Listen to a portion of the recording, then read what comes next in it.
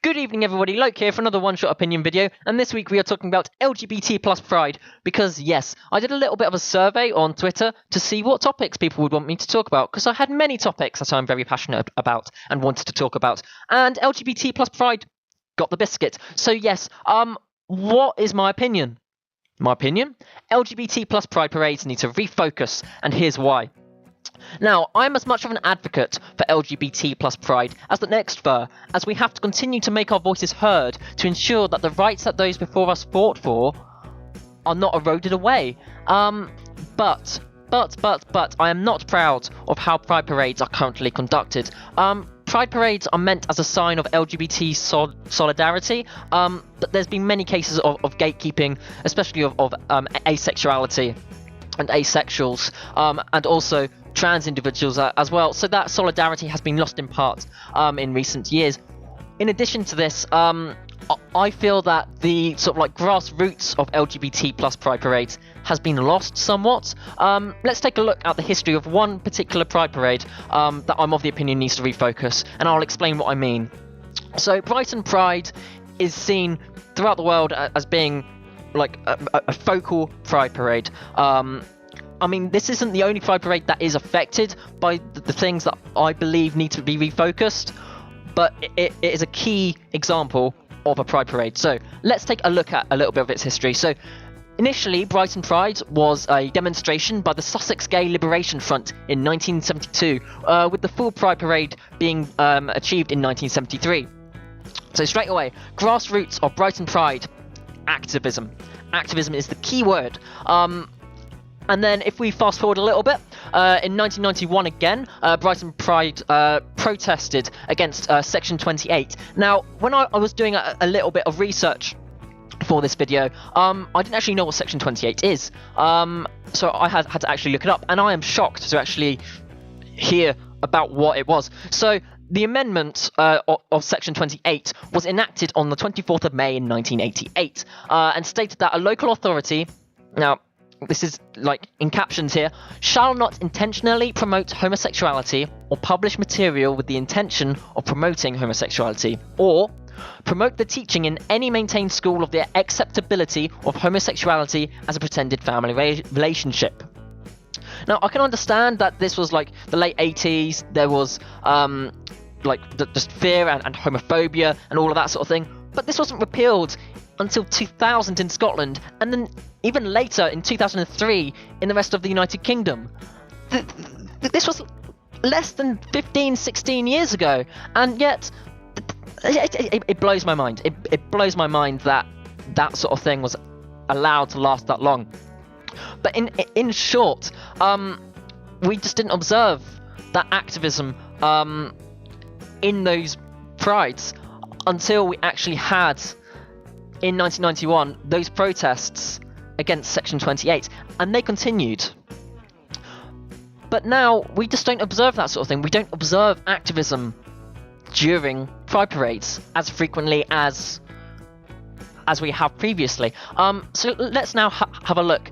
Since 2013, Pride has been under new management, and they have raised over 410,000 for LGBT community groups, so that's great, that's amazing. That is a form of activism I can get behind. You're raising money for community groups, which can only help thousands of people. It helps so many people, but that isn't activism against injustices. It is not activism against the injustices that are thrust upon the LGBT plus community. But another thing that I believe needs to be refocused, not only does the activism side of things needs to be refocused for LGBT plus pride parades, many words, is that in the 1990s and onwards, the introduction of corporate sponsors has slowly become a thing. Slowly. One example, last year I got given a Tesco pride flag. A Tesco pride flag. Why do I need a Tesco pride flag? I don't get it. And then Enterprise also gave me like a rainbow band. I mean, it drives me insane just to see the rainbow plastered over so many corporate things and just say, yes, we're LGBT plus friendly. Yeah, you're LGBT plus friendly for that month, and then that's just thrown aside. It's one of my bugbears. It really gets me. I just find it extremely frustrating, but I'm going to stop squeaking and actually keep going with this video because I realised I just went off on a little bit of a tangent with that bit. But so yes, another thing that needs to be refocused is that the branding of LGBT plus pride parades. We need to move away from just depending on corporations for that sort of funding, because it ultimately cheapens the whole experience. The last thing that we need to refocus on is the introduction of ticketed events. Now, that was introduced, I believe, in the 2013 onwards for Brighton Pride. Now, that may price some people out of attending certain events. As a quick note, Brighton Pride isn't, as itself, a whole ticketed event. There are smaller sections, but this still prices some people out of these smaller sections that they may want to attend.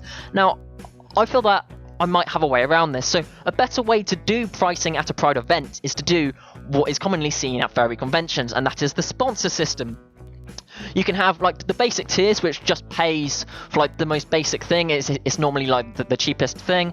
But then you have sponsorships, which can go towards fundraising and go towards getting nicer and nicer things for the events, but allowing for reinvestment into the Pride Parade. And this makes sure that you have a slightly cheaper barrier of entry, so more people can attend the event. But then if people are willing to pay that little bit extra, you can go and get a sponsorship. You can buy that sponsorship and know that you are then reinvesting into the Pride Parade just to make it even better. That will help to get around having to rely on corporations to run the event. Pride Parades have turned into a big party, which isn't necessarily a bad thing, but I fear that the Pride Parade as a form of activism and visibility is being lost in favour of cheap corporate advertising with a rainbow facsimile just slapped over the top of it, to wring as much money out of the LGBT population before Pride Month and Pride events are over. Yeah, as you can tell, just in the past several minutes, this is something that I'm incredibly passionate about. I feel that corporations are taking over Pride events, events that were initially so important in pushing forward activism, pushing forward those ideas, and just saying, no, we are gay, we are lesbian, we are bi, we are trans, we are asexual, we are demisexual, we are LGBT plus, and we are proud. And I feel that's been lost. I feel it's been cheapened.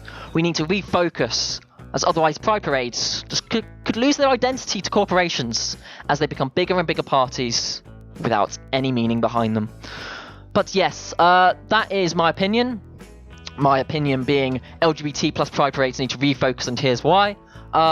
Sadly, it does come to that shield bit of the video. If you enjoyed this video, leave a like, comment, and subscribe. If not, it's perfectly fine as well. Those sorts of things can go and get lost, much like the cheapening of Pride events by corporations.